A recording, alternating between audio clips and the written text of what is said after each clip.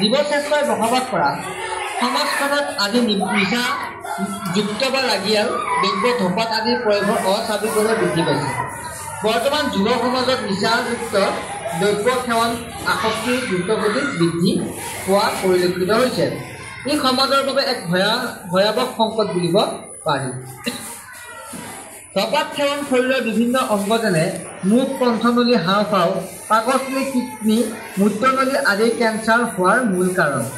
ভাৰতত ধপাত সেৱন বাবে সকলোতকৈ অধিক সংখ্যক লোক মুখৰ ভিতৰত হোৱা কেঞ্চাৰত আক্ৰান্ত হয়।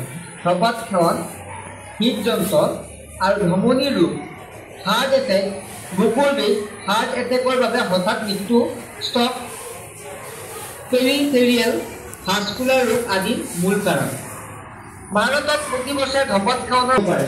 ধপাত সেৱন কৰি হোৱা ৰোগত মৃত্যু হোৱা লোকৰ সংখ্যা বিশ্বৰ ভিতৰতে প্ৰতি বছৰে ভাৰতত বাঢ়িবলৈ ধৰিছে। মহিলাই ধপাত বা ধূমপান কৰাৰ ফলত শৰীৰত এষ্ট্ৰজেনৰ পৰিমাণ কমি যায়। ফলত মহিলাসকলৰ সময়তকৈ আগতে ঋতুস্ৰাৱ প্ৰক্ৰিয়া বন্ধ হয়। ধূমপান আৰু ধপাত সেৱনে মানুহৰ শক্তি, কৰ্মদক্ষতা আৰু ক্ষমতা